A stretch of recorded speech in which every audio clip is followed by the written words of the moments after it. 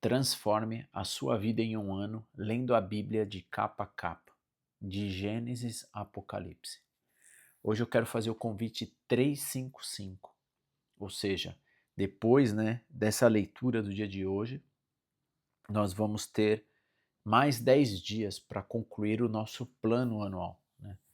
E nós estamos no último livro da leitura. Nós iniciamos a leitura do dia anterior, o dia 354, né? O livro de Lucas, o Evangelho de Lucas, né? E a gente sabe que Lucas não era um judeu, né? Lucas era um grande parceiro, inclusive, de Paulo. A gente vê que Lucas escreveu o volume maior dos livros, que é Lucas e Atos, né?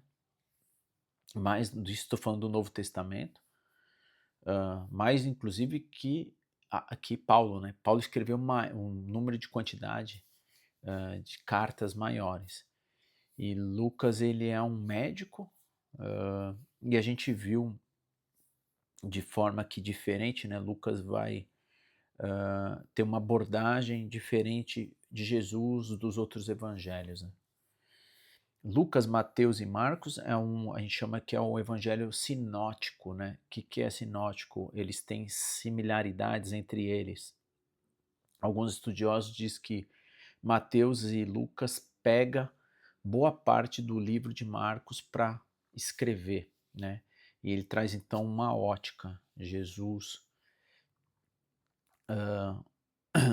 como um homem, com detalhes, né? Lucas, ele traz detalhes do tipo entraram em Jerusalém, então ele traz essas riquezas. A gente viu até no capítulo 1, né? Foi um capítulo com 80 versículos, né? Cheio de riquezas. Aí a gente viu basicamente, eu vou trazendo aqui de uma forma bem resumida, o nascimento, né, de João Batista e o como se deu esse nascimento, né? Como foi que aconteceu a gravidez, e a gente traz uma similaridade com Abraão, né? E Sara. Era estéril, já tinha uma idade, né? Aí a gente vê Isabel e também o Zacarias, né? Que é o seu marido. E aí João Batista nasce e tem um encontro com as duas grávidas, né? Agora a gente vai ver no capítulo 2 o nascimento de Jesus, né? Agora a gente vê o nascimento de Jesus. O versículo 1 vai dizer assim, que naqueles dias o imperador Augusto decretou um recenseamento em todo o território romano. Esse foi o primeiro recenseamento realizado quando Quirino era governador da Síria. Então a gente entende um pouco aqui a história, né, o momento histórico que está acontecendo. Então a gente consegue ir aos estudos datar em que época que Jesus nasce, onde tem o imperador Augusto e também o governador Quirino. Todos voltam à cidade de origem para se registrar. Então, vamos trazer de uma forma simples aqui no versículo 1 e 2. Naquele momento, né, do nascimento aí, quando Jesus vai nascer, os governadores, né, o imperador, na época do imperador, vai falar: olha, vocês precisam ir lá na cidade de origem de vocês e se recadastrar. Vamos imaginar que vamos fazer um censo, né? E vamos lá recadastrar todos. Vamos quantificar as pessoas das suas origens, quem está vivo, quem não está, né? Idade, nome. Vamos atualizar o cadastro, vamos dizer assim, né? E para atualizar esse cadastro, não tinha WhatsApp, não tinha e-mail, né? Não tinha internet para fazer isso, então agora você vai ter que ir lá fisicamente na cidade de origem, né? E aí ele fala, por ser descendente do rei Davi, então quem era o descendente do rei Davi? José viajou da cidade de Nazaré, da Galiléia. Então, se a gente pegar um mapa, né? Vamos imaginar um mapa de Israel, Judá, Jerusalém e tudo mais, toda essa região. A Galileia está mais aqui ao norte, então eles vão, né, ao sul para fazer o recadastramento. Então, Nazaré fica na região da Galiléia, onde Jesus cresceu, né? Então, José, que era descendente de Davi, vai à cidade, né, de Jerusalém, né, de Belém, que fica na região da Judéia, né? Então, ele sai de Nazaré, da região da Galiléia, e vai para Belém. Belém é a cidade natal de Davi. Versículo 5, com quem ele vai? Ele não vai sozinho, né? Ele leva consigo Maria. Quem que a Maria é? Maria é a noiva, né? Que estava grávida. E obviamente que a gente vai ter esses detalhes entre o diálogo do anjo Gabriel com Maria, que a gente viu no capítulo 1, mas a questão da relação entre José e Maria, a gente vai ver muito em Mateus, né, também isso.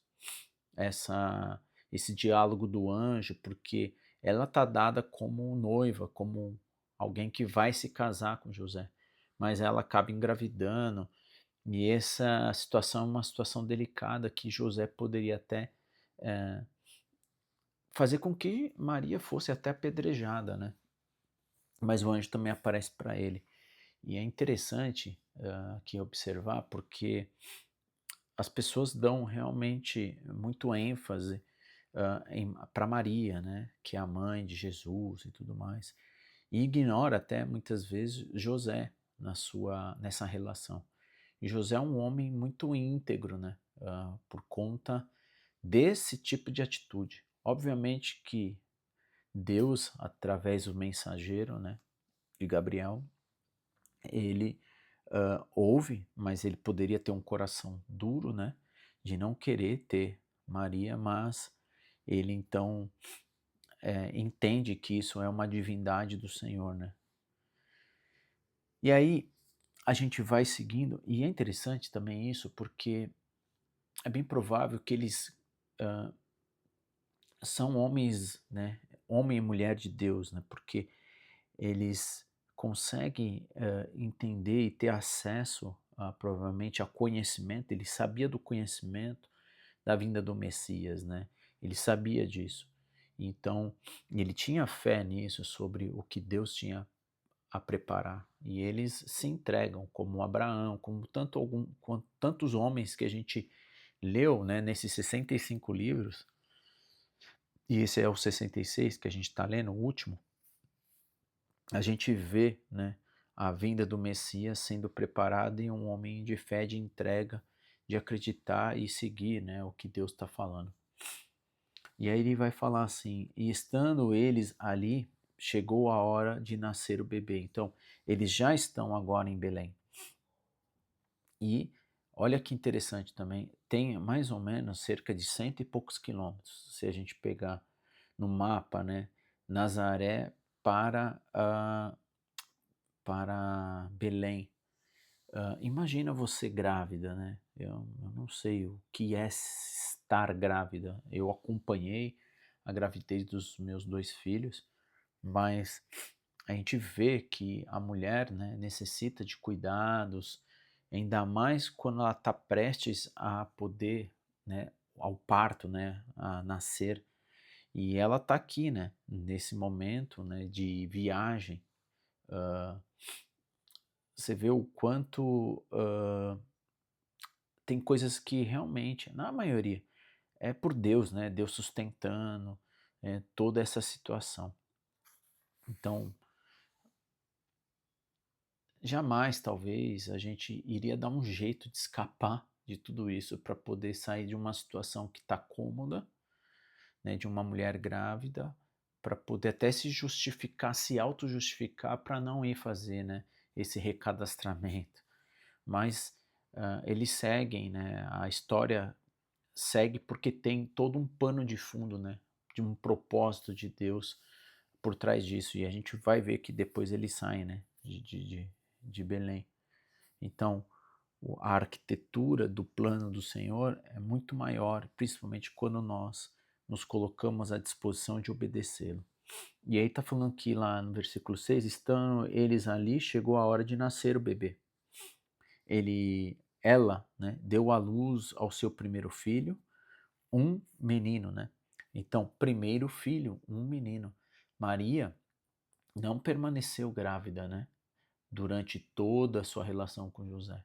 Esse era um primeiro de alguns outros irmãos, agora de sangue, na relação de José, né? Relação de José com Maria, né? Ela não permaneceu virgem, né? Como algumas religiões às vezes prega, diz. Ela era uma mulher de, de igual nós, né? Uh, e porque às vezes as pessoas elevam a santidade de Maria mais do que Jesus, né? Aonde que Jesus é o Salvador, o autor, né? E Salvador, né? Isso, inclusive, isso vem até mudando o conceito da grande ou maior religião cristã, que é o catolicismo, né? Que, por exemplo, esse novo Papa, ele entende que coloca, né, Maria numa posição e Jesus na posição que ele realmente é o Filho de Deus, né? Para a gente entender, né, isso. E aí ele fala que ela deu à luz ao seu primeiro filho, um menino, envolveu-se em faixa de pano e deitou-se numa manjedoura, porque não havia lugar deles na hospedaria, né? Então é provável que eles vá, e é interessante você estudar, né, e entender mais como que funcionavam as casas, né? Então na casa, na parte inferior, muitas casas dessas tinham 2 andares, vamos dizer, o que a gente chama de sobrado, né, nos dias de hoje. Lugares simples, pequenos, né, aonde a parte de você dormir, né, que é esse lugar que a gente chama de hospedaria, e não como trazendo, né, essa palavra para o Oriente, como se fosse um lugar de hotelaria. Não tem nada a ver com isso, mas o lugar onde dormia-se ficava em cima da casa, e nesses lugares onde a gente os animais dormiam, né, moravam muitas vezes na parte de baixo da casa, dentro da casa, né? E é onde tinha ali alimentação para eles, lugares muitas vezes frios, que o animal não ficava fora, então eles tinham esse cuidado de ter o animal dentro. Então, como não tinha lugar para ela dormir, né, com o seu marido em cima, ela acaba estando ali nessa parte, vamos imaginar, comum, né, da casa, que a gente fala que é onde estão todos, onde come, vamos dizer que é a sala e a cozinha, né? Sala, cozinha e os animais ali, né? Vamos procurar levar, né, a nossa mente para, né, o primeiro século, de como eles viviam, né? Um lugar simples ali. E aí, então, mais ou menos o coxo ali, onde eles comem os animais ali, Jesus então acaba ficando, né? Ele se envolve e ela dá ali a luz a ele ficando ali, né? Nesse lugar simples, né? Por quê? Jesus, ele é simples, porque o Deus Altíssimo, ele se esvazia da sua glória. Fala que Jesus não tinha onde, né, inclinar a cabeça. Fala que a sua feição, né, ele não tinha, né, uma boa aparência, vamos dizer assim, trazendo para as palavras de hoje.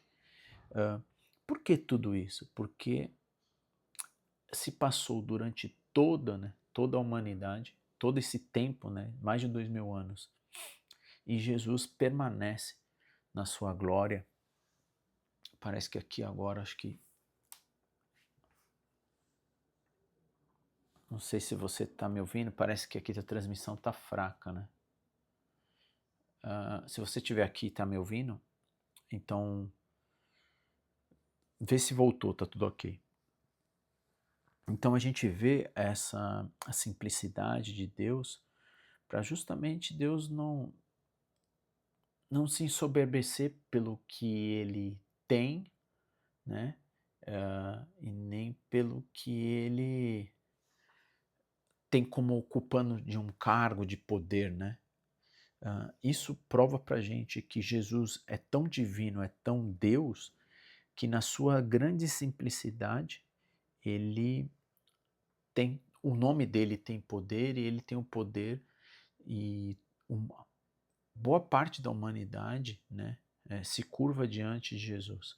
Ou seja, Jesus, ele atravessa durante todo o tempo, né, de todos esses anos, esse tempo.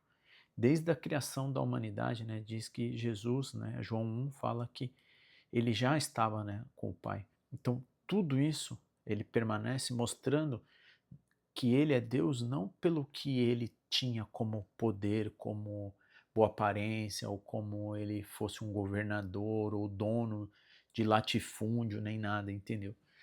Pessoas que têm tudo isso somem, né? O nome dela não some durante durante o tempo. Então, daqui 100 anos, né, você e eu, pessoas vão morar em nossas casas, pessoas vão esquecer quem nós somos, né? Muitas vezes vão quebrar, reformar tudo aquilo que você e eu fez. Ou seja, a gente está aqui muito para entender o legado que a gente tem em anunciar Jesus. E Jesus, ele atravessa durante todo, né, o tempo da nossa humanidade, comprovando que ele é Deus. Então, a sua simplicidade mostra justamente que ele é Deus não pela sua soberba, não pelo que ele tem, né? Uh, Jesus é divino mesmo. E aí no versículo 8 até o versículo 20 vai falar sobre a presença, né, das pessoas que estiveram com ele, justamente para poder entender que ele era o divino, né, o Messias, o escolhido. Naquela noite havia alguns pastores nos campos próximos viajando, vigiando, na verdade, rebanhos de ovelha. De repente, um anjo do Senhor apareceu entre eles, e o brilho da glória do Senhor os cercou. Ficaram aterrorizados, mas o anjo lhes disse: Não tenha medo, trago boas notícias que darão grande alegria a todo o povo. Hoje, em Belém, na cidade de Davi, nasceu o Salvador, que é Cristo, o Senhor. Vocês o reconhecerão por este sinal. Encontrarão o bebê enrolado em uma faixa de pano, deitado numa manjedoura. Olha que interessante, né? Para quem Jesus aparece? Né? Para quem é revelado, na verdade, o anúncio, né? Que estava nascendo, né? O Filho do Senhor, o Filho de Deus, para os pastores aqui registra. Né? O que você e eu precisamos entender? Pastores são pessoas que são simples, né? Pessoas que não tinham grande status, né? Nem tinham status sociais. Né? E é interessante para quem Jesus aparece e aonde ele cresce, aonde ele inicia todo o seu ministério. Jesus, ele não vai no centro, né, no epicentro de Jerusalém, né, de Israel, né, que é Jerusalém. Jesus, ele inicia todo o seu ministério e segue todo o seu ministério na periferia, vamos dizer assim, né, nos arredores. Jesus vai para o centro para morrer, né, e é interessante a gente entender a simplicidade de Deus, né? E aí ele diz assim: hoje vocês receberão por esse sinal, encontrarão um bebê enrolado em faixas de pano deitado numa manjedoura. E aí, de repente, eu gosto muito dessa palavra, né? Ou seja, hoje a gente fica buscando, né? As pessoas ficam buscando um sinal de Deus. Aqui não. Deus aparece de forma repentina, como Ele quer, quando Ele quer, na hora que Ele quer, né? De repente juntou-se a um anjo uma grande multidão do exército celestial, louvando a Deus, dizendo: Glória a Deus no mais altos céus, a paz na terra e a paz na terra, aqueles que Deus se agrada, né? Então eles conseguem contemplar e entender a grandeza e louvam a Deus por isso. Quando os anjos voltaram para o céu, os pastores disseram uns aos outros: Vamos a Belém para ver esse acontecimento que o Senhor nos anunciou. Indo depressa ao povoado, encontraram Maria e José, e lá estava o bebê, deitado numa manjedoura. Depois de verem os pastores, contaram a todos o que o anjo tinha dito a respeito da criança. Todos que ouviram ouviam a história dos pastores ficavam admirados. Maria, porém, guardava todas essas coisas no coração e refletia sobre elas, né? Fico imaginando, né? Você mãe, né? Genitora, né? Que fez a gestão, cobrida pelo poder do Altíssimo, né? Onde já se manifesta no capítulo 1, o Espírito manifesta, né? E enche Isabel. Imagina o que essa mulher, né? Essa mãe, a mãe gestora, né? Uh, o zelo, o cuidado, né, o caminhar, né, do Espírito de Deus a ela e a José. Né? E aí os pastores voltaram glorificando e louvando a Deus por tudo que tinha visto e ouvido. Tudo aconteceu como o anjo lhe havia anunciado. E sempre todos adoravam a Deus pelo que Deus havia feito. Ninguém estava adorando, né, a Maria e nem muito menos José, mas e sim aquele que merece a glória de Deus. Né? É bom a gente entender as Escrituras, porque a palavra de Deus deve ser a única, exclusiva, né, e soberana dentro daquilo que nós estamos, né, conhecendo a vontade de Deus. Porque se algo que a gente acrescenta, isso vem do homem, né? E o homem tem essa necessidade de exaltar o próprio homem, né? Então, o povo aqui, né, esses pastores, as pessoas que entenderam, né, a manifestação do nascimento do Messias, eles adoravam a Deus, né? E não estavam adorando Maria. Muito menos também José. E aí, o 8º dia, depois, quando o bebê foi circuncidado, chamaram-no de Jesus, o nome que o anjo tinha dado antes mesmo de ele ser concebido, né? A gente viu que o anjo Gabriel, né, tinha dado essa instrução para Maria e José, né, darem esse nome para esse bebê chamado que agora é Jesus. Outro detalhe, né? Eles seguem o quê? Os mandamentos do Velho Testamento, né? Eles viviam debaixo da primeira aliança, né? Então, eles fazem essa circuncisão, e uma circuncisão que a gente, igual o batismo, né? É sobre o nosso coração, é sobre a nossa alma, sobre a nossa intenção, e não só um ato físico, né? Então, eles vão no templo ao 8º dia. E aí, versículo 22 fala: Então chegou o tempo da oferta de purificação, de como era a exigência da lei de Moisés. Seus pais o levaram a Jerusalém, né, no templo lá, para apresentá-lo ao Senhor. Pois a lei do Senhor dizia: se o primeiro filho for menino, será consagrado ao Senhor. Né? Você lembra que Ana fazia isso? Né? Você lembra que a gente leu, né, que também Isaac, né, foi uma oferta quando Deus o pediu, né, na manifestação da fé de Abraão. Então, que os nossos filhos sejam uma oferta para o Senhor. E se o primeiro for menino, será consagrado ao Senhor. Assim ofereceram um sacrifício exigido pela lei do Senhor. 2 rolinhas ou 2 pombinhos, né? Ou seja, eles não tinham condições financeiras, eles não eram famílias ricas, né?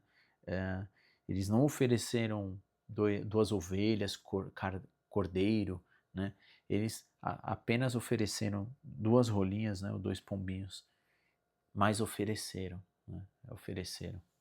Espero que você esteja aí me vendo, porque aqui está parecendo que há uma transmissão meio instável por conta da internet.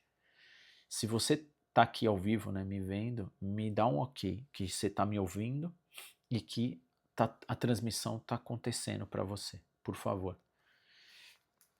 Se a Bel estiver aqui ainda, Bel, por favor, se tiver, puder aqui me escrever, se está tudo ok aí na transmissão, que de vez em quando está aparecendo aqui que há uma intervenção. Bom, e então a gente vai ver agora uma profecia, né, de Simeão, que era um homem que queria, né, ver o Senhor Jesus. Naquela época, vivia em Jerusalém um homem chamado Simeão. Ele era quem? Ele era justo e devoto. e esperava ansiosamente pela restauração de Israel, né? As pessoas estavam querendo. Eu recentemente trouxe aqui o estudo do que estava acontecendo na época, ah, que Deus escolhe, né, vir ao descer do céu e se manifestar em Jesus. O que estava acontecendo na época política, né, econômica, né, histórica? O que estava acontecendo? E as pessoas estavam ansiosas pelo Messias para ver a restauração, né, a restauração de Israel. O grande rei, né, do povo, né, dos judeus, dos israelitas, dos hebreus, enfim, era poder ser restaurado, né, de um novo rei. Espera aí que eu estou aqui procurando carregar aqui a bateria. Bom dia, Isa. Bom dia, Ivonete. E esse Simeão, ele estava aqui ansioso. Cheguei agora, mas vou ver do início, assim que terminar ao vivo. Amém. Obrigado por você estar aqui, até inclusive se manifestando, porque a internet está um pouco intermitente aqui. Então deve estar boa, você deve estar me ouvindo. Então esse homem, né, como nós deveríamos, né, dar glória a Deus pela restauração de Israel, ele estava ansioso para isso acontecer. E ele fala que e era um homem justo e devoto. O Espírito Santo estava sobre ele, né, sobre esse homem.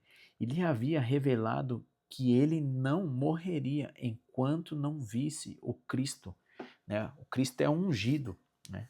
O ungido de Deus enviado pelo Senhor, o Emanuel, né? Versículo 27. Nesse dia, o Espírito conduziu-o ao templo. Assim, quando Maria, né,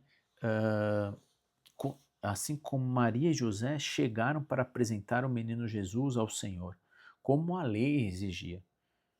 Simeão tomou a criança nos braços e louvou a Deus, dizendo: Soberano Deus, agora podes me levar em paz levar em paz teu servo, como prometestes. Vi a tua salvação, que preparastes para todos os povos. Ele é uma luz de revelação às nações e a glória do teu povo Israel. Então imagina, esse homem provavelmente estava orando, conhecia as leis, era devoto ao Senhor e ele estava ansioso para ver o Messias, né? E ele pôde, né? Deus, no seu imenso poder, na sua grande misericórdia, esse homem cheio do Espírito Santo vai então ao encontro do templo e ele pega na mão, né, o Salvador, o menino Jesus. Imagina, né, como você vê duas grandes personagens bíblicas aqui, né? O próprio João Batista, que nasce quase na mesma época, um pouquinho mais velho, ele vai anunciar o Salvador Jesus, ele vai apontar, né, para o Salvador, aquele que ele falou que não é digno nem de amarrar sandálias, e você vê Simeão aqui, né, além deles dois, né, os pastores que receberam, né, uh, o anúncio de Jesus. E aí fala que os pais de Jesus ficaram admirados com o que se dizia a respeito dele. Então Simeão os abençoou e disse a Maria, mãe do bebê: Este menino está destinado a provocar a queda de muitos em Israel, mas também a ascensão de tantos outros. Foi enviado como um sinal de Deus, mas muitos resistirão a ele.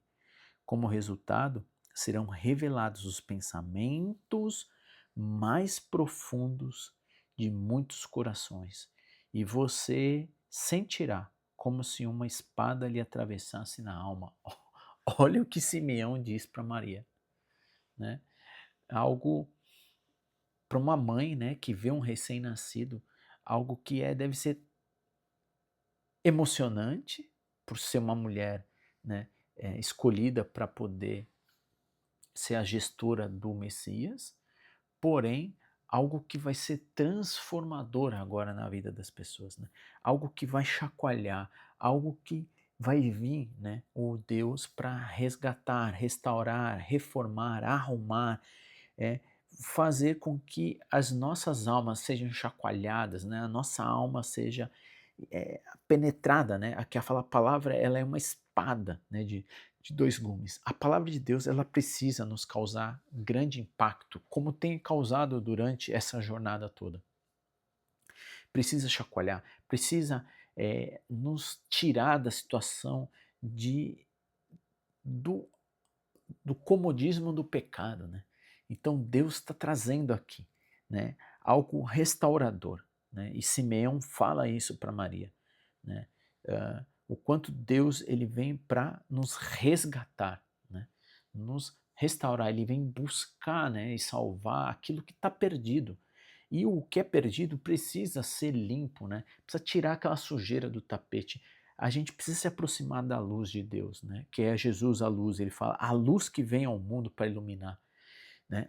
O verbo que tabernaculou.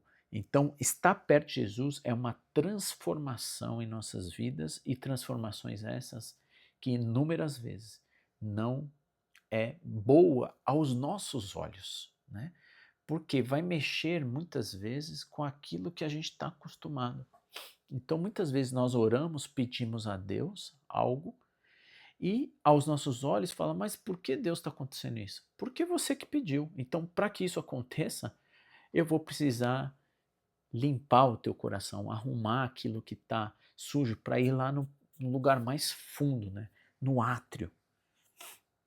E agora continua, né? A gente vê a profecia então de Ana. Aí olha quem aparece, né? Vai aparecendo os personagens ao longo, né, do nascimento de Jesus, ao longo da jornada do Messias. A profetisa Ana, né? E não leva isso como alguém que é uma profeta, é alguém que prega, é uma pastora, não. Profetizar, inclusive, é falar, né? De coisas, inclusive, daquilo que a gente está lendo. Né? A gente está profetizando, na verdade, falando sobre Deus, e não só algo que é do futuro. Né? E ele fala, filha de Funiel, da tribo de Asser, também estava no templo. Então, olha, imagina o que estava acontecendo ali. Era muito idosa ela, e havia perdido o marido depois de 7 anos de casado, 70, né? De 7 anos de casado, e vivido como viúva até 84 anos. Nunca, ó, ela fala, nunca deixava o templo, adorando a Deus dia e noite em oração e jejum. Né? Ou seja, era uma mulher que estava aos pés de Deus. Você tem, eu e você temos pessoas assim, que são de bons exemplos, e a gente vê a manifestação de Deus, né? A manifestação do Espírito, né? Que Deus é Espírito, né? Espírito Santo de Deus. Aí ele fala que chegou ali naquele momento e começou a louvar a Deus, falava a respeito da criança, de todos que esperavam a redenção de Jerusalém. Né? Então, por que Lucas relata, né? Porque Lucas pega as testemunhas que foram ocular e ele faz o relato na pesquisa para colocar aqui. Porque ele traz, né, essas pessoas, porque mostra pessoas de exemplo, como Simeão, como Ana, como pastores, né, como Zacarias, como Isabel, né? São pessoas como nós, né? Pessoas que não têm às vezes muito exemplo como nós deveríamos ter, mas pessoas que estavam o quê? A gente vê tanto Zacarias quanto Isabel, quanto Simeão, como Ana, né? Pessoas que estavam aos pés de Deus, né? Que orava, que jejuava, que eram fiéis ao Senhor. E aí eles reconhecem a grandeza de Deus, de novo, adorando o Senhor Jesus. Né? Bom dia, Pai. Deus te abençoe, paz do Senhor também. E aí a gente vai ver a gente tem poucos relatos dentro das Escrituras sobre o que aconteceu do nascimento de Jesus até os 30 anos. Né? Diz que o ministério de Jesus inicia, né, na fase adulta. Então a gente tem pouca história sobre a infância de Jesus. E fala, após, né, versículo 39, cumprirem todas as exigências da lei do Senhor, os pais de Jesus voltaram para casa em Nazaré, na Galileia. Ali o menino crescendo, saudável e forte. Era cheio de sabedoria e o favor de Deus estava sobre ele, né? Então, Deus habitava, né, nesse menino que cresceu nessa região, né, de Nazaré, Cafarnaum, depois no seu ministério, né, na região simples, né, de toda ali a Judéia, né, na região da Galileia. A gente tem pouco relatos, mas quando a gente foi e a gente leu, né, em outros registros, principalmente com Mateus, a gente vê uma intervenção, né, na Páscoa, quando Jesus vai para Jerusalém, né, com seus pais, ali por volta dos 12 anos que eles se perdem, né, provavelmente na era da judeu, que aí fala que não, como que chama? Tem uma, quando o menino passa a se tornar, né, de adolescência para a fase adulta, que ele é um pouco mais cedo, né, e aí a gente vê ele no templo, né, quando eles voltam e eles perdem, né, Jesus Cristo. A gente tem esse relato que a gente leu, mas aqui Lucas registra um trecho muito pequeno, mas a gente vê que Deus, né, estava sobre o menino Jesus, né. E aí ele fala, todos os anos, olha lá, a gente vai ver esse relato agora, todos os anos os pais de Jesus iam a Jerusalém para a festa da Páscoa. Quando Jesus completou 12 anos, foram à festa como costume. Terminada a celebração, partiram de volta para Nazaré, mas Jesus voltou para trás, em Jerusalém, sem que seus pais notassem sua falta. Pensaram que ele tivesse entre os demais viajantes, porque imagina, todo o povo voltava, né, ia para Jerusalém, voltava para Nazaré nessa distância que eu falei de cento e pouco. Então, era multidões, né? Pessoas que vinham de várias regiões para celebrar a Páscoa. Então, né, um vai na frente, outro vai atrás, outro vai com o vizinho, e aí eles não estavam, né, muito perto de Jesus, não notaram que Jesus ficou, né, em Jerusalém. Mas depois de caminharem um dia inteiro, começaram a procurá-lo entre os parentes e amigos, né? Ô, cadê Jesus? Onde está Jesus, né? Nessa viagem de volta, né, depois da festa da Páscoa. Como não encontravam, né, voltaram para Jerusalém para procurá-lo. Imagina o desespero, né, de um pai e da mãe, de um menino de 12 anos, que se perde, né? E depois de um dia, eles sentiram falta. Por fim, depois de 3 dias, olha quanto tempo. Quanto tempo você ficaria, né? Como você ficaria desesperada se você perdesse o seu filho, né, por 3 dias? Aí eles acharam aonde? No versículo 43, depois de 3 dias, acharam Jesus aonde ele estava? No templo, sentado entre quem? Entre os mestres da lei, ouvindo e fazendo perguntas. Todos que ouviam se admiravam em seu entendimento de suas respostas, né? Por quê? Porque se lembra que estava dizendo que lá no versículo 40 que o favor de Deus estava sobre ele, né? O Espírito Santo de Deus estava sobre Jesus. Jesus é o próprio Deus, né? Na sua humanidade e na sua divindade. E aí, o que vai acontecer? Quando viram, seus pais ficaram perplexos. Sua mãe lhe disse, filho, por que você fez isso conosco? Seu pai e eu estávamos aflitos, procurando você por toda parte, né? Então ela faz esse questionamento.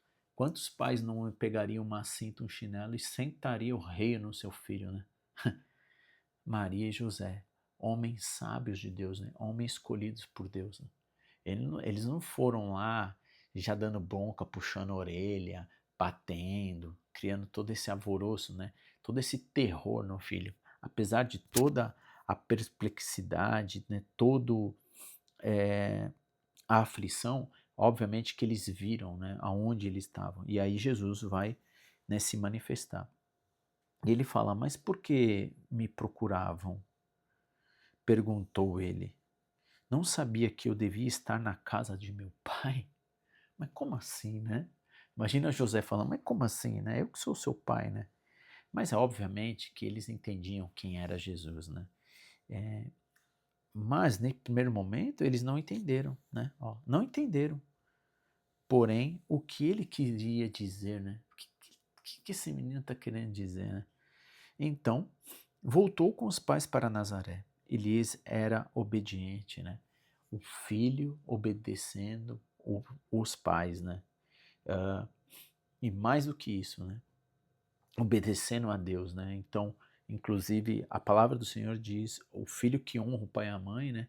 Tem vida longa, né? Ah, você e eu deveríamos, né, sempre olhar para os nossos pais, né? E honrar eles em obediência. Versículo 51, então voltou com os pais para Nazaré e lhe eras obediente. Sua mãe guardava todas as coisas no coração, né? De novo, né? Maria observava e internalizava tudo que estava acontecendo, né? No seu coração. E aí eu gosto muito desse versículo, né? Deixa eu ver aqui se eu consigo grifar nessa Bíblia. Deixa eu pegar aqui a caneta. Eu gosto muito desse versículo, Jesus crescia, né? Versículo 52. Jesus crescia o quê? Em sabedoria, em estatura e no favor de Deus das pessoas. Então, os nossos filhos, né? E nós, estatura, a gente tem uma hora que a gente já cresce, né? Isso estou falando fisicamente. Mas nós devemos crescer, né? Em quê? Em sabedoria, né? Em graça, né? A favor é graça, né? Aqui tem essa versão, essa tradução. Então nós podemos nos crescer, né? Na estatura de Cristo Jesus, em sabedoria e em favor, né? Em graça de Deus. Como Jesus fazia isso, mas diante do quê? Das pessoas, né? Jesus era a manifestação do exemplo de que Deus estava com ele e ele era o próprio Deus. Bom dia, Elaine. Deus te abençoe. Então, a gente acaba o capítulo 2, né? A gente vai ler mais esse capítulo 3 e encerrar. Hoje é um dia um pouco mais longo da leitura. E agora vai aparecer, né, o personagem, quem? O grande homem, né? João Batista. Bom dia, Cida Gomes. Shalom para você também, a todos que aqui estão.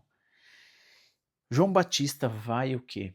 Vai ser aquele homem, né, que agora começa a manifestar e inicia então, né, um ministério. Então passou. A gente não sabe a lacuna, né? Mas é bem provável que Jesus foi crescendo, Jesus trabalhava com o seu pai, né, como arquiteto, né? Porque o carpinteiro da época não era aquele que só trabalhava fazendo materiais, né, de madeira, como a gente entende o carpinteiro de hoje aqui, né? Ele é como se fosse um arquiteto, um construtor, né? Na palavra original grega. Então, provavelmente Jesus, né, que morava ali na cidade, em Nazaré, em Cafarnaum, as cidades próximas aonde Nazaré era muito pequenininha, né? Era um distrito, era um povoado. E tinha a cidade maior, né? Uma cidade maior que tinha as suas construções e tudo mais. Então, Jesus provavelmente trabalhava com o pai dele, crescia, né? Aqui, olha, ele crescia, né? Em sabedoria, né? Estatura, em graça de Deus e das pessoas, né? Então, a gente vê isso. E agora, no capítulo 3, a gente já vai ver quem? João Batista, né? Anunciando o ministério de Jesus, né? Porque Jesus vai se manifestar em poder, em graça, em seu Messias, né? E ele diz assim: era no 15º ano. Então, ou seja, 15º ano de quem? A gente vai ver e vai trazer na história. Quando a gente estuda na história, a gente sabe que o reinado do imperador Tibério César agora, né? Pôncio Pilatos era o governador da Judéia. Herodes Antipas governava a Galiléia e seu irmão Felipe governava Itureia e Traconites, e Lissânia governava Abilene. Olha que interessante, irmãos.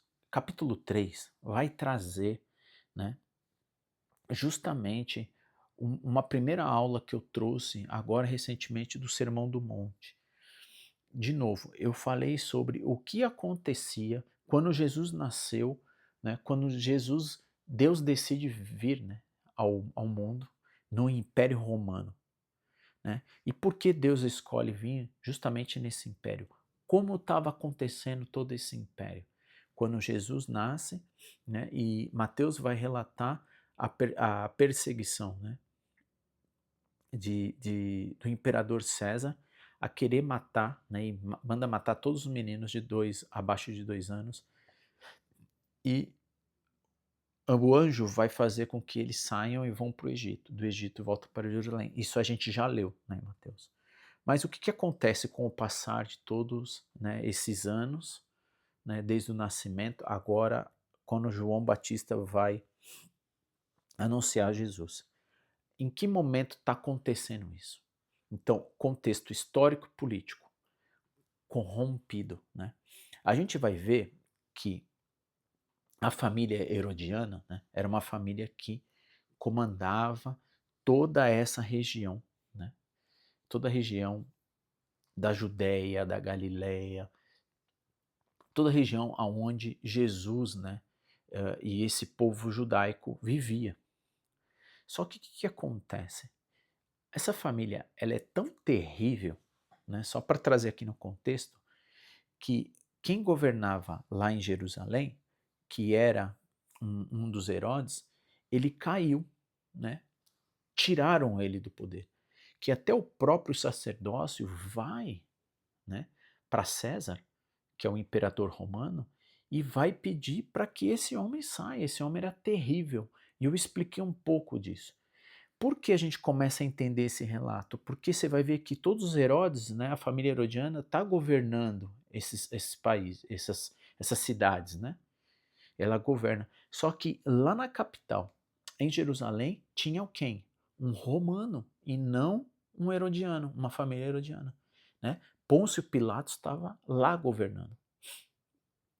Por quê? Porque por trás de toda essa história que eu estou trazendo de uma forma muito resumida, a gente consegue enxergar aqui nessa leitura que Pôncio Pilatos, que não é da família, governava, né, ali Jerusalém.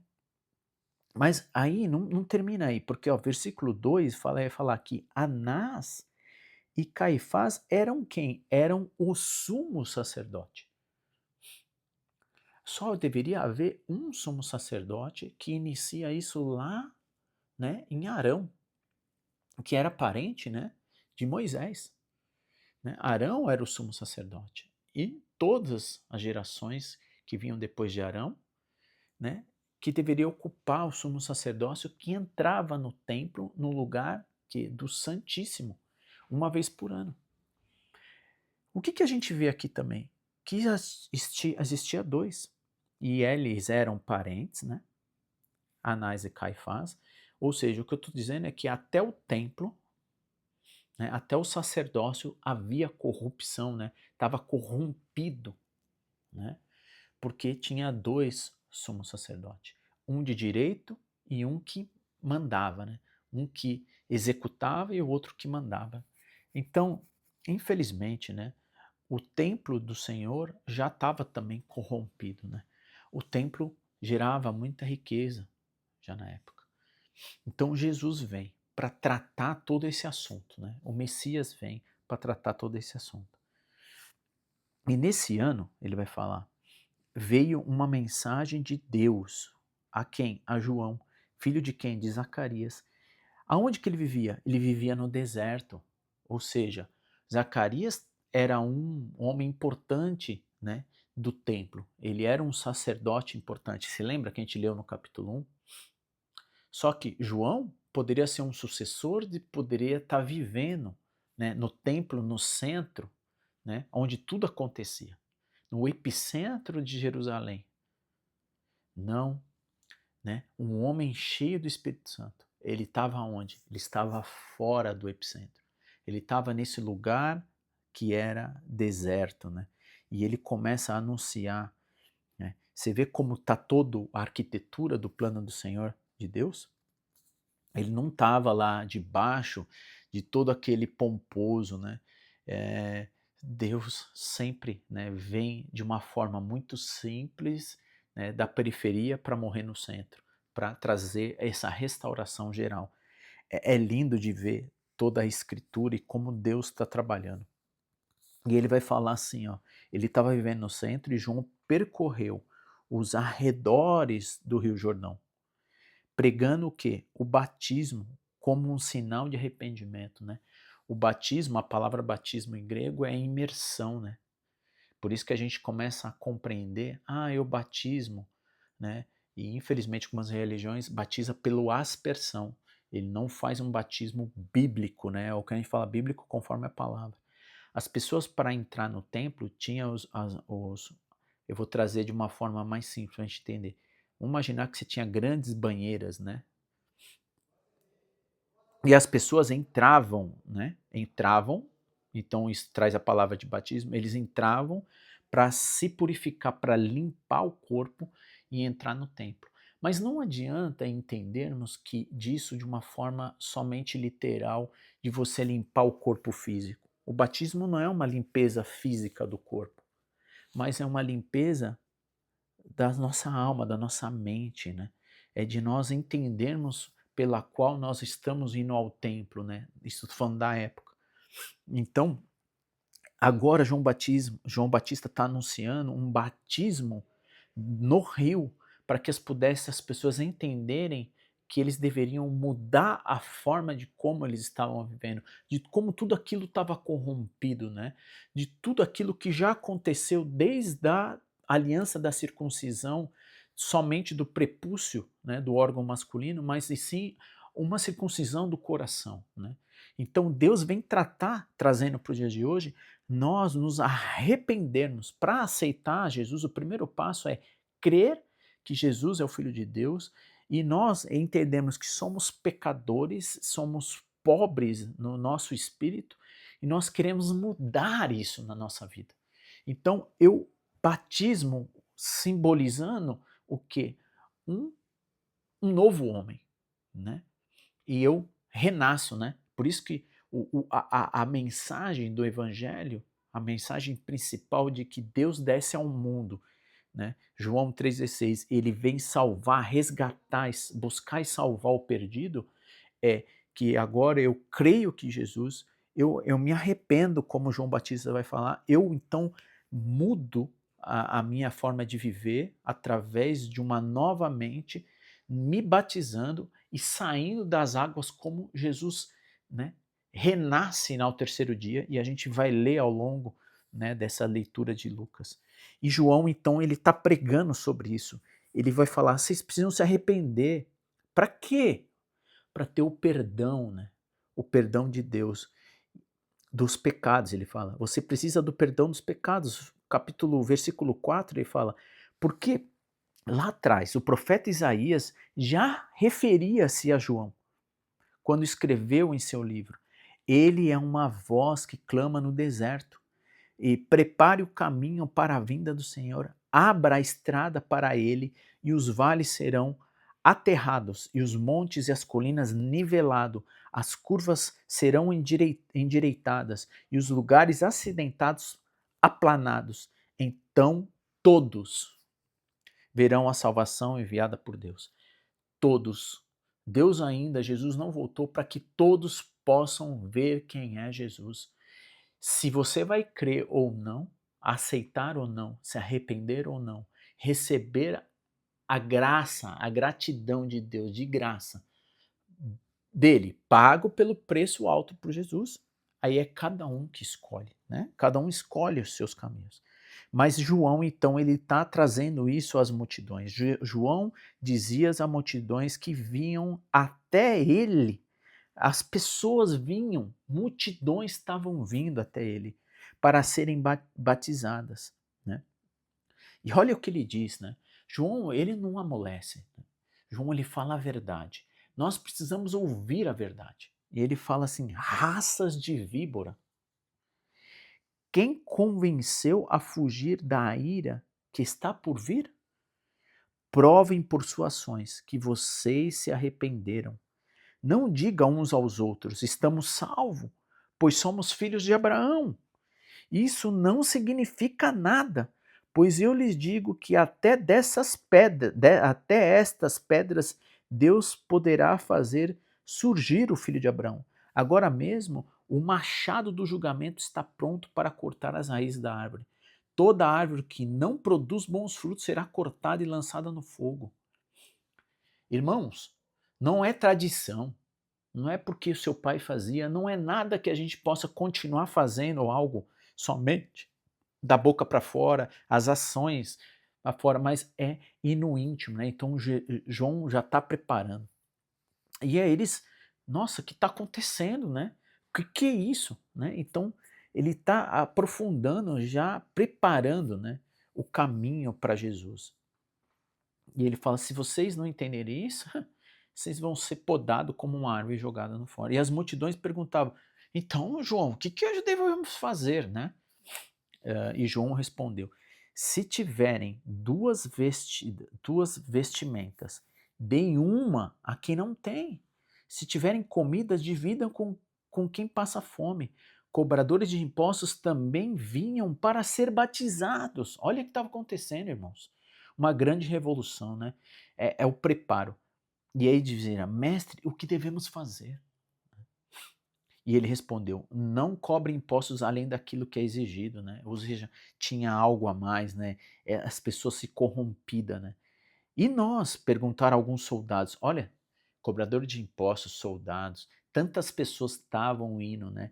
Saindo do epicentro, indo, ouvindo a voz de Deus, né? E os soldados também, o que devemos fazer? João respondeu: não pratique extorsão e nem façam acusações falsas. Contente-se com o seu salário. Ou seja, todas as ações que as pessoas estavam fazendo que afastava de Deus, né? a cobração de impostos maiores, as pessoas que estavam sendo avarentas, né? Que estavam pessoas que estavam acumulando, né? Ele fala: divide, né? Param de cobrar além daquilo que vocês deveriam, né? Para de ser alguém que querem ganhar além daquilo que vocês, ou seja, muda essa forma. Eu quero tratar, muda, arrependimento é metanoia, mudança. E aí João respondeu: não pratique extorsão nem façam acusações falsas. Contente-se com seu salário.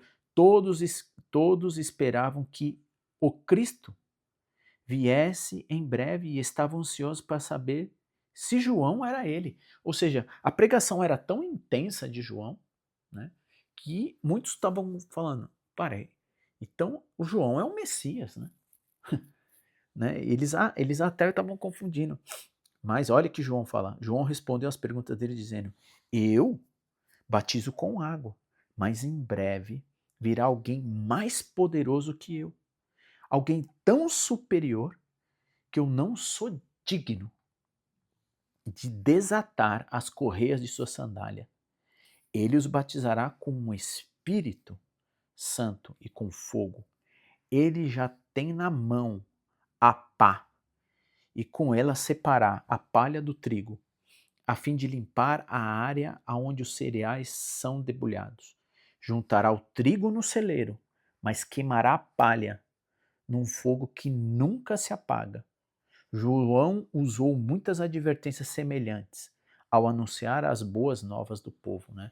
Então, é obviamente que não é literal, mas ele traz exemplos da agricultura para dizer que o Messias vai vir. Ele não era o Messias, ele não era digno, mas ele estava anunciando e apontando e preparando para que agora o Espírito Santo do Senhor invadisse as vidas e os corações e transformasse a vida de fato das pessoas, para que elas pudessem se tornar alguém limpo de verdade. E ele continuou usando, né, anunciando as boas novas. João também criticou publicamente quem? Herodes Antipas, o governador da Galileia, né, por ter se casado com Herodias, esposa de seu irmão, e por muitas outras maldades que havia cometido. Essas maldades Herodes acrescentou outra, mandando prender João, né? Então, João não passou pano. Um desses Herodes, que é o que comandava lá a Galileia, que foi deportado e entra então um romano, não sei se a gente já leu essa história, né? A gente vê que João Batista ele é a Herodita pede, né, a cabeça porque Herodes acaba tomando por esposa, né, a esposa do irmão dele, né. Ele é terrível, né, a gente vai ver alguns relatos, né, na história de como a família herodiana vivia. E aí, certo dia, versículo 21, quando as multidões estavam sendo batizadas, Jesus também foi batizado. Mas, irmãos, por que o Filho de Deus vai ser batizado, né? Porque Jesus agora aparece em cena e João Batista vai batizar, mas ele tem necessidade de se arrepender, irmãos? Enquanto ele orava, o céu abriu e o Espírito Santo desceu sobre ele em forma de corpórea, como uma pomba. E uma voz do céu disse: Você é meu filho amado, que me dá grande alegria. Irmãos, nada melhor que a gente ser exemplo, né? E ver o poder de Deus manifestar no seu próprio filho, né? Esse é o filho que eu tenho grande gozo, grande alegria, né? E João Batista não queria batizar, a gente vai ver isso em outro evangelho, né, de Mateus. E o que acontece? Jesus falou, se faz necessário, né? Como lá na ceia, né, na última ceia que Jesus vai ser morto, havia necessidade de ele o quê? Havia necessidade de fato ele lavar os pés, né, dos seus discípulos? Como que o Deus vai lavar, né? Justamente, até Pedro falou, jamais você lavará meu pé. Ele fala, se você não lavar, você não tem parte comigo, né? Você e eu precisamos ser exemplos, né? Exemplos. Eu sei que, por mais que nós fazemos, né, jamais seremos como Deus, né? Somos pecadores. Eu sou, inúmeras vezes, até mau exemplo. Pelas ações, que muitas vezes o pecado que o Marcos comete, né, é eu e não o poder. Eu apago, né, a presença do Espírito em minha vida. Mas aqui a gente vai ver que Jesus passa por o processo para mostrar o exemplo de que todos deveriam se arrepender, né? Obviamente que depois Jesus vai se manifestar em seu momento certo, e João Batista está apontando para quem ele era. E a manifestação do poder de Deus acontece no dia, né, do batismo. Né? O Espírito desce em Cristo Jesus e manifesta. Então, Lucas vai tratar, né, de Jesus, ele é tão humano e tão divino. Por quê?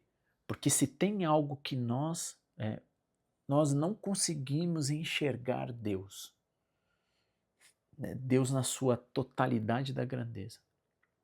Você só consegue ver Deus quando você vê Jesus, né? A manifestação da divindade de Jesus. A gente leu João Batista, né? João Batista não, João, o apóstolo João, o amado apóstolo João, mostrando que Jesus ele é divino, né?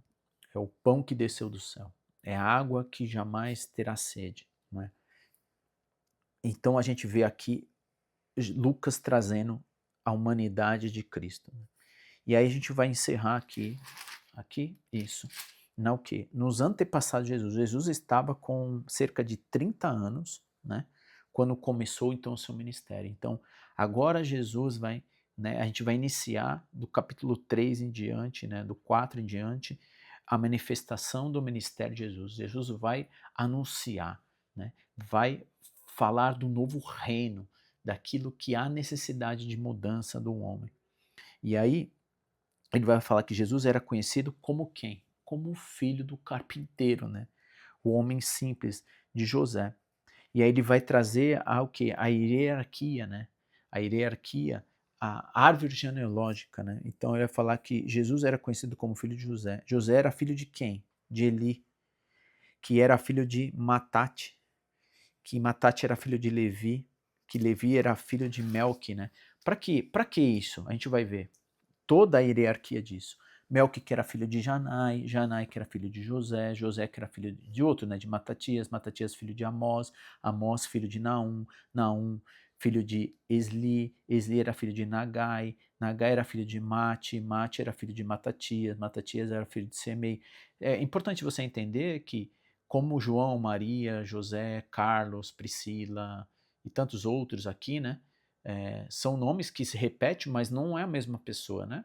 Então a gente precisa entender também isso, né? José, que era filho de Jodá, não existia só um Jesus, né? Jesus é Deus porque ele é o Cristo, né, o Messias.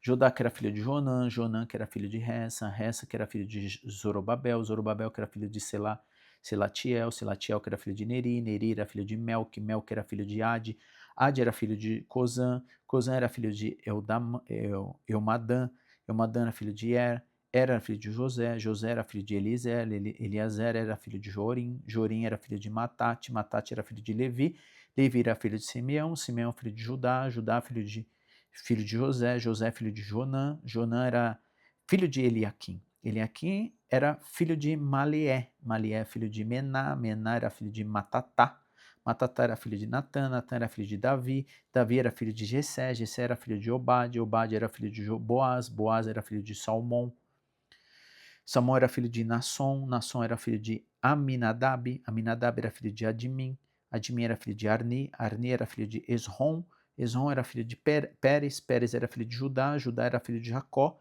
Jacó era filho de Isaac, Isaac era filho de Abraão, Abraão era filho de Terá, Terá era filho de Naor, Naor era filho de Seruque, Seruque era filho de Hagaú, Hagaú era filho de Faleque, Faleque era filho de Eber, Eber era filho de Salá, Salá era filho de Cainã, Cainã era filho de Arfaxade, Arfaxade era filho de Sem, Sem era filho de Noé, Noé era filho de Lemeque, Lemeque era filho de Matusalém, Matusalém era filho de Enoque, Enoque era filho de Gerade, Gerade era filho de Malael, Malael era filho de Cainã, Cainã era filho de Enós, Enós era filho de Sete, Sete era filho de Adão, e Adão era filho de quem?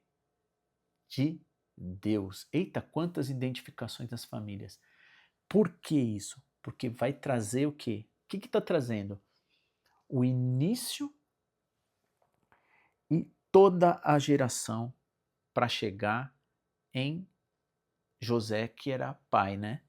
Que era pai, né, de quem? Do Messias, de Jesus, né? Então, você vê toda essa hierarquia. Por que Lucas está trazendo toda essa riqueza de detalhe? Por que coloca nomes a nomes? Para justamente a gente entender, né? De quem, inclusive, nosso nome está aqui, né? Se a gente desse continuidade, né? Todos nós somos filhos de quem? De Adão, né? E temos as nossas descendências. Todos nós somos filhos do mesmo Pai, da criação do Deus Altíssimo. Todos nós somos irmãos, né? Há uma ligação. Né? E mais do que isso, nós somos irmãos na mesma fé em Cristo Jesus. Né? Então, você tem todo aqui o relato para mostrar que todos, né, são filhos, né, de Adão, que era filho de Deus. Então, está dando toda essa hierarquia para chegarmos até Jesus. Provavelmente se vai olhar aqui, se desse todo o segmento, você ia entender que, de alguma forma, né, a gente tem as ligações e saímos do mesmo lugar, né? Que lindo que é. E a gente então encerra capítulo 3, encerra a nossa leitura 355, leitura essa, né, extensa, se Deus permitir, 356, faltam 10 dias para a gente encerrar o livro de Lucas, né? A próxima leitura é capítulo 4 e 5 do Evangelho de Lucas. E eu quero então encerrar aqui, né, com uma breve oração e ver o quanto o ensinamento, né, e mais do que isso, né, a gente entender, né, todo o propósito, né, de Deus se manifestar em Cristo Jesus vindo a essa terra, e a gente vai, né, entendendo todo essa trama, né. Eu gosto muito da música, né, que fala O Tapeceiro, né? Se você quiser jogar aí, depois eu coloco. Se der amanhã, a gente inicia com essa leitura, né, do Tapeceiro. Ouvindo essa letra, que toda a manifestação de Deus, né, toda a leitura dos 66 livros está trazendo, né, a grande obra de Deus em Cristo Jesus. Nosso querido Deus, em nome do teu Filho Jesus, que está à sua destra, Pai soberano, santo, santo és o teu nome. Nos achegamos diante do Senhor nesse momento, gratos porque o Senhor nos ama e enviou o teu Filho Jesus a essa terra. Nós queremos pedir engrandecedamente, Pai, para que a Tua vontade no céu seja feita na terra em nossas vidas, para a honra e glória do Teu nome.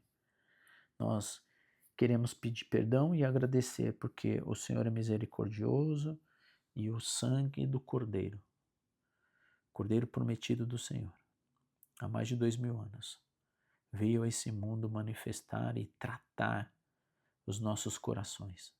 E nós podemos compreender isso, porque temos a Tua palavra, que nós podemos ler e entender a Sua vontade em nossas línguas. Hoje é um dia maravilhoso, onde nós podemos abrir e ler o Evangelho de Lucas, Pai. Um homem não judeu, um gentil como nós, mas que teve o privilégio de ouvir cada um e poder registrar o olhar, né, de outros irmãos na manifestação da glória do autor e consumador da nossa fé, que é o Teu Filho Jesus. Te agradecemos porque o Teu Espírito sempre se manifestou, né, desde a criação da humanidade, do sopro divino em Adão, o nosso Pai, que mesmo que pecou, que saiu da Tua presença, mas Jesus é o resgate para nós chegarmos diante do Senhor. No nome dele nós oramos, Pai, no dia de hoje. E que haja concordância em nossas palavras, no nome de Jesus. Que o nome de Jesus possa ser vivo em nossos corações. Que Jesus Cristo possa ser o nosso guia, o nosso caminho, pelo poder do Teu Espírito. Que as nossas almas possam estar sempre diante do Senhor. Que nossas almas possam ser eternas e ser ressuscitada, Pai, como Cristo Jesus, num corpo glorioso, para vivermos a eternidade contigo. Não pelo que a gente faz, nem pelo que a gente é, e muito menos pelo que a gente tem, mas por quem nós acreditamos. Que a Tua palavra seja manifestada em fé em nossas vidas, Pai. Que possamos meditar dia e noite. Pedimos que o Senhor nos proteja, Pai. Nos livre de todo o mal. E porque essa guerra já está vencida. Te agradecemos por isso, Pai. Independente das coisas que aconteçam, o Senhor tem nos sustentado. No nome glorioso de Cristo nós oramos. E te agradecemos por cada pessoa aqui que acompanha essa leitura. Amém. Ore pela congregação de Simões Filhos. Sim, que o Senhor conheça, que o Espírito Santo se manifeste nos irmãos que congregue, né, em Simões Filhos, que Deus, né, o Jesus, o autor, seja a luz que ilumine todos esses irmãos, né? Que Deus abençoe a todos. Glória a Deus por essa dádiva que nos proporciona. Obrigado pela leitura, o meu Pai. Amém, Pai. Que Deus te abençoe, que você tenha um dia maravilhoso, junto com a minha mãe maravilhosa também, que completa mais um ano de vida, né, no dia de hoje. Amém, amém, Ivonete, e a todos que passaram aqui, né, Elaine, Cida Gomes, quem mais aqui? Logo no comecinho também a gente viu o Abel, né, uma irmã tão amada. Bom, obrigado por todos que aqui, né, se manifestaram ao vivo, mas vocês também que leem as escrituras e acompanham isso depois, né, no seu momento, no momento oportuno que você tem, que Deus dá, né, a você e a mim, que a palavra do Senhor seja a transformação das nossas vidas, né? E se Deus permitir, estamos caminhando, né, para o plano, né, o plano que nós iniciamos, né, há muito tempo atrás. E Deus sustentou, nos trouxe todo, né, esse alimento diário, né, que não possa parar isso, né, que possa perpetuar. em nossas vidas, mas nós vamos seguir, né? E Deus vai nos sustentando pela sua misericórdia, que nós possamos ler o 356, né? No dia de amanhã. E você que ficou aqui até o final, né? Como sempre, não há nada perdido, né? Deus tem nos ajudado a gravar, né? Deixar registrado aqui em um card que aparece na tua tela a playlist de todos esses dias, né? Então, de forma gratuita, você pode ler, acessar, rever. E também temos a leitura do dia anterior, que foi o dia do capítulo 1, né, de Lucas. Estão aqui na sua tela no final, vai ter do vídeo. E você que não, né, de alguma maneira, não se inscreveu no canal, que eu acredito ser muito importante, e aí você pode ou não escolher essa opção de a clicar aí na minha imagem, no meio redondinha, você clica lá e se inscreve de forma gratuita, e isso faz com que isso se torne, esse canal fica relevante toda vez que subir um novo vídeo para você. Então você se inscreve, ativa o sininho, não esqueça de ativar o sininho. Isso também é uma forma de que o canal vai se tornando importante para que outros também possam, né, seguir o canal, enfim, e ouvir, né, as leituras diárias e outros conteúdos que eu tenho colocado nesse canal aqui, que seja um canal de bênção na vida sua e nas vidas de outros, e você pode, né, manifestar dessa forma, né, a forma de pregar a palavra, né, a gente perpetuar essa palavra do Senhor.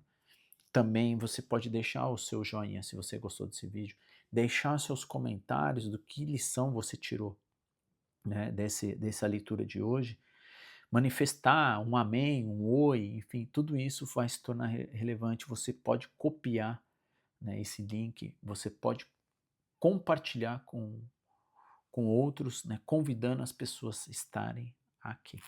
Bom, Deus te abençoe, muito bom para o nosso aprendizado. Deus te abençoe, irmão Marcos, e feliz aniversário para sua mãezinha linda. Muito bem. Um beijo no coração de todos vocês. Obrigado. Obrigado, Ivonete, pelo carinho, né, pelo amor e por todos que aqui passam e manifestam esse carinho que eu sinto por cada um de vocês, tá bom?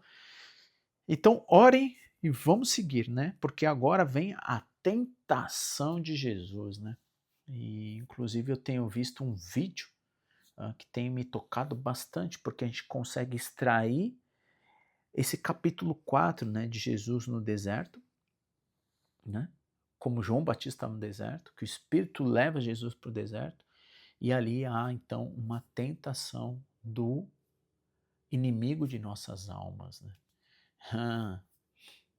Como é bom a gente entender, né, isso, para não ser desviado disso, né?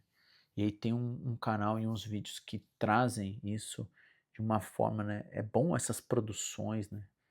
Como, por exemplo, The Chosen, né? Que traz essa manifestação de pessoas que fazem os vídeos, né? O tema sobre Jesus, sobre... eu falo que tem um canal que chama...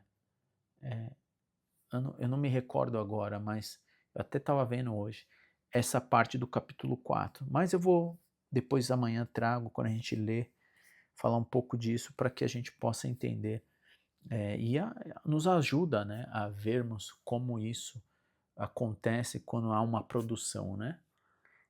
Às vezes não é muito fidedigna em algumas coisas, mas a gente absorve aquilo que sempre tem de bom, né? Bom, que Deus te abençoe. Amanhã estaremos juntos, se Deus permitir, e faltam 10 dias para a gente concluir. Um beijo no coração, nos vemos amanhã, se Deus quiser.